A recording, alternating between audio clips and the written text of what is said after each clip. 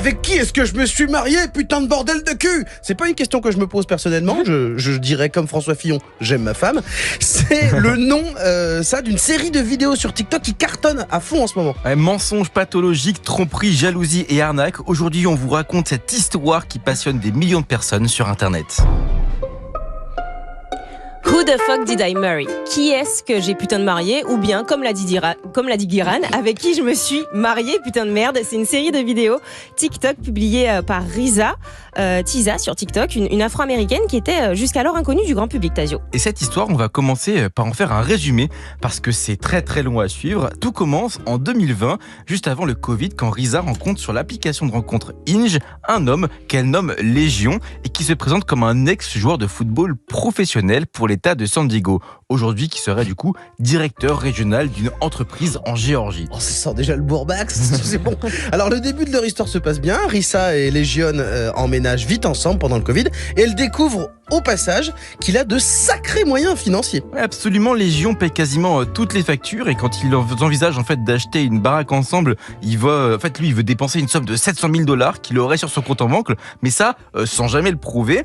Il ne trouve malheureusement pas du coup de logement parce que il y a personne qui accepte d'avoir de leur décider un bail s'il y a pas de preuve. D'accord, oui, d'accord. Mais finissent du coup par se marier par contre en 2021 et on apprend aussi au passage que Risa est tombée enceinte à cette période, mais qu'elle a malheureusement fait une fausse couche, chose qu'elle considère par contre aujourd'hui presque comme une bénédiction.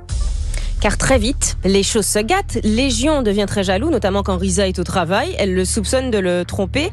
Il la soupçonne plutôt. Oui. C'est plutôt lui qui la soupçonne de la tromper avec ses collègues. Une jalousie presque maladive, mais surtout très malvenue, puisqu'elle découvre peu de temps après que Légion la trompe avec une autre femme. Elle passe l'éponge, mais ça part en couille dans la suite de l'histoire. Par exemple, il affirme qu'il souffre d'une blessure suite à sa carrière de footballeur, ce qui l'empêcherait de travailler la plupart du temps.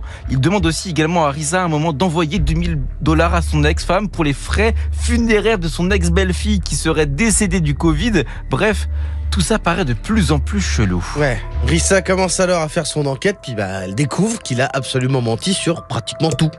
Ouais, Légion n'est pas riche, n'a jamais fait de football à un niveau professionnel, n'est pas directeur régional non plus, bref, tout s'effondre, elle le vire de chez elle, appelle des personnes qui sont censées le connaître et apprend encore plus de choses, notamment l'existence d'une autre ex-femme en fait qu'il n'avait jamais mentionnée et que sa belle-fille n'est absolument pas décédée du Covid comme il l'avait prétendu. En bref, une histoire affolante de menteurs pathologiques. Mais évidemment, Tasio, ce qui est plus fou dans cette histoire, c'est pas l'histoire en elle-même, c'est plutôt la façon dont elle a été reçue sur TikTok. À l'heure où je vous parle, le compte de Risa Tiza comptabilise plus de 3 millions d'abonnés. Chacune de ces vidéos sur cette histoire dépasse même le million de vues et c'est dingue parce qu'il y en a énormément.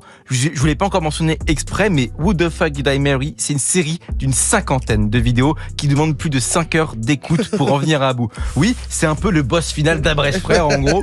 Et le retentissement en fait est tel que toute la presse anglophone en parle, réalise des résumés de l'affaire, des streamers sur Twitch filment en train de tout écouter et d'y réagir. Bref, on est face à un vrai phénomène culturel. Ouais, mais mine de rien, c'est assez étonnant pour une plateforme comme TikTok qui privilégie au départ le format très court. En vrai, il faut avouer que Risa est une excellente storytelleuse qui raconte bien les choses et qui arrive à créer du suspense constamment. Mieux encore, elle a beaucoup de recul sur sa situation et parle des red flags dont elle aurait dû se rendre compte. Et donc, il y a aussi un petit côté éducatif, retour d'expérience, quoi. Mais quand même, 50 vidéos de 10 minutes sur TikTok qui font chacune des millions de vues, moi, je trouve ça fou et ça montre une vraie évolution des usages des utilisateurs de la plateforme, en fait, de cette plateforme. Pour moi, c'est un peu la preuve qu'on s'éloigne petit à petit de la promesse et du format initial de ce réseau social pour se rapprocher de YouTube. Et ça t'a inspiré une théorie sur l'avenir des réseaux sociaux? Ouais, depuis quelques années, il y a une tendance pour les réseaux sociaux à s'uniformiser. Les formats courts se sont exportés de TikTok à toutes les autres plateformes et maintenant, c'est au tour de TikTok de lorgner du côté de YouTube. Et l'énorme réussite pour moi de Who the fuck did I marry est super intéressante parce que normalement, un format comme ça aurait été à la base publié plutôt sur un YouTube, ce qui montre en fait que cette transition de la part de TikTok, elle fonctionne. Et selon moi, si tous les réseaux proposent la même chose, ce ne sont plus les formats qui vont définir les plateformes et leur communauté, mais la culture qu'on y trouve. Les cultures et références sur TikTok sont pas les mêmes que sur Instagram, sur YouTube et sur Twitter. Ce sont des cultures qui sont à part. Alors, selon moi, les prochaines plateformes qui naîtront ne se concentreront pas sur une innovation en termes de format proposé, la course, par exemple, à au nouveau type de post que tu pourras poster sur la plateforme, mais plutôt sur la création d'une culture propre et distinctive à ces plateformes. En bref, Internet est un monde dont les plateformes sont un petit peu les pays.